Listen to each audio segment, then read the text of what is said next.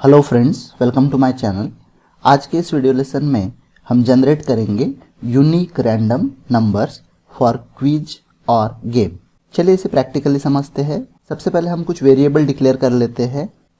where I, where j, where numbers array equal to blank। ये हमारा वो अरे है जिसमें यूनिक रैंडम नंबर्स स्टोर करेंगे। where found सेमीकोलन, ये हमारा लॉजिकल वेरिएबल होगा जिसे हम आगे लूप में यूज करेंगे।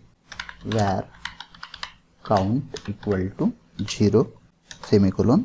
अब यहाँ हमारा एक्चुअल लूप स्टार्ट होगा जो 10 टाइम्स चलेगा ताकि हम 10 रैंडम नंबर जनरेट कर सके।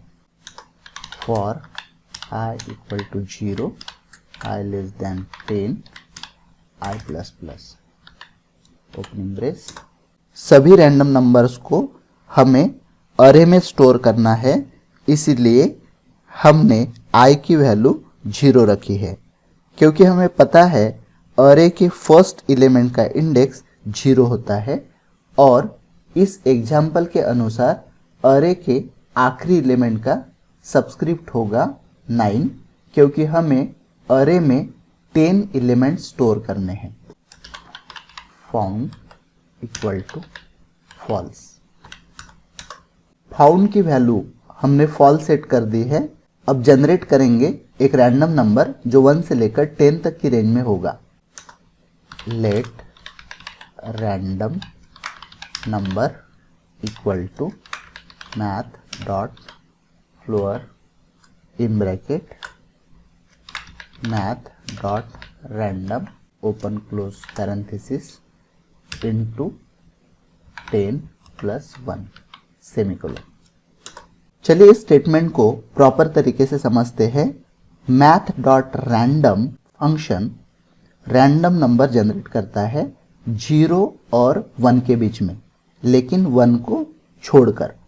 यानी मैथ डॉट रैंडम की वैल्यू हो सकती है 0.443381 या 0.731484 या वो वैल्यू हो सकती है 0.0998502। मतलब वैल्यू कोई भी हो सकती है 0 और 1 के बीच में, लेकिन वो वैल्यू 1 नहीं हो सकती। ये बात ध्यान में रखनी है।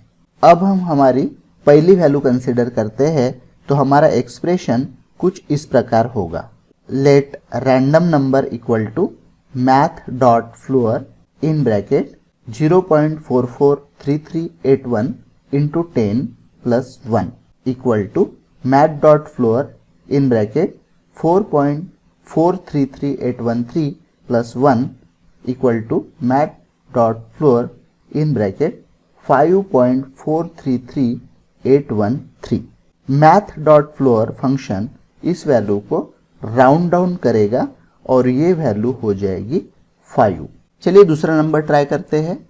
हमारा दूसरा नंबर है 0.731484। इसे एक्सप्रेशन में यूज करते हैं। Let random number equal to math dot floor in bracket 0.731484 into 10 plus 1 equal to math dot floor in bracket 7.31484 plus 1 equal to math dot floor in bracket 8.31484 equal to 8। मुझे लगता है कि ये examples काफ़ी है इस स्टेटमेंट को समझने के लिए। अब आगे बढ़ते हैं। आगे का कोड मैं टाइप कर लेता हूँ और बाद में आपको समझाता हूँ। If I equal to 0 opening brace numbers array subscript I equal to random number semicolon else opening brace for j equal to 0 j less than numbers array dot length j plus plus opening brace if random number equal to numbers array subscript j opening brace found equal to true. I minus minus break if found equal to false opening brace count plus plus numbers array subscript count equal to random number। चलिए इस code को पहले समझ लेते हैं और बाद में आगे की छोटी सी कोडिंग कंटिन्यू करेंगे।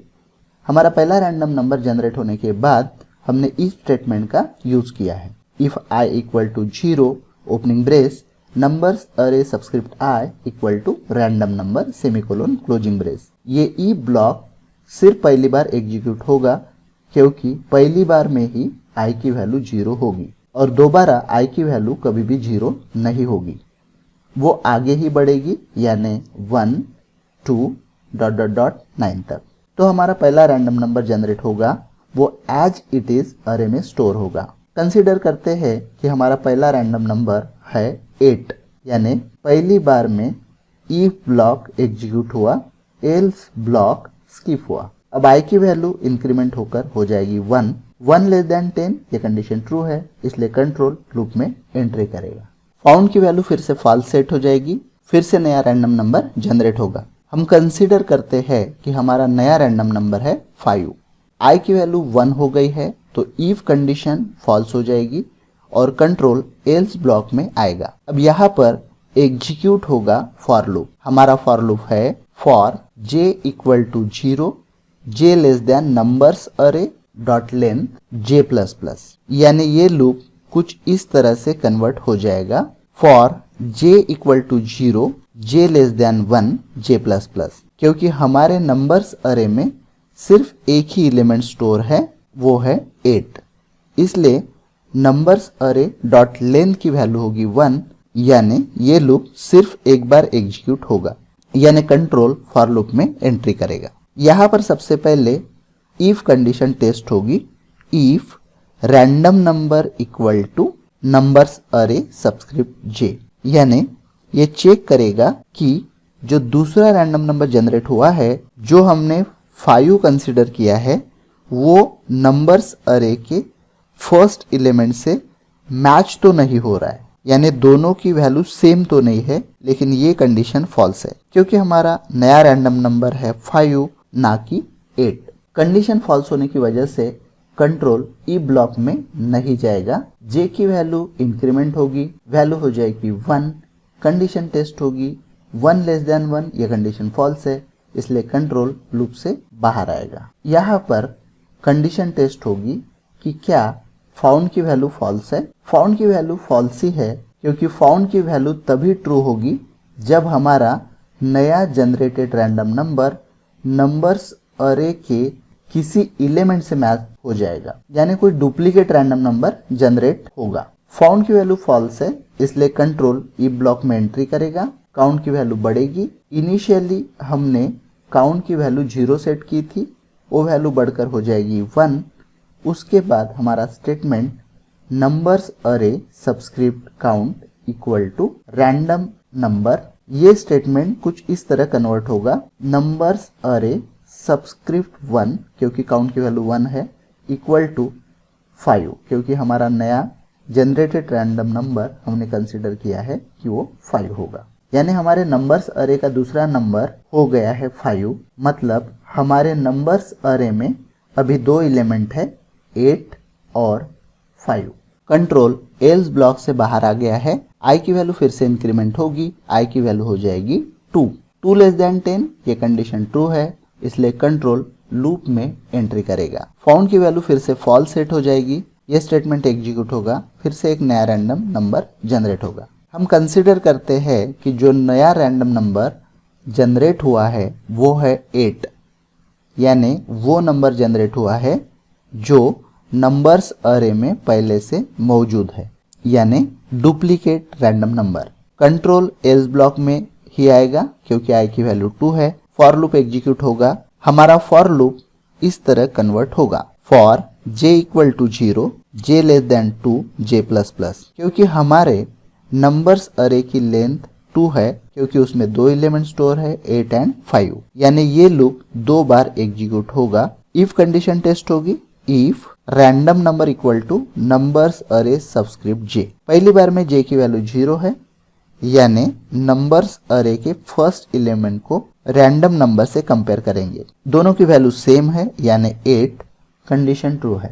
कंट्रोल इफ ब्लॉक में एंट्री करेगा, फाउंड की वैल्यू ट्रू हो जाएगी, i की वैल्यू 1 से कम हो जाएंगी, यानी i की वैल्यू जो बढ़कर 2 हो गई थी वो फिर से कम होकर हो जाएगी 1, क्योंकि हमें ये इटरेशन कंसिडर नहीं करना है। इसके बाद अगर फिर से दो बार 8 ही रैंडम नंबर जनरेट हुआ तो भी i की वैल्यू 1 की 1 ही रहेगी।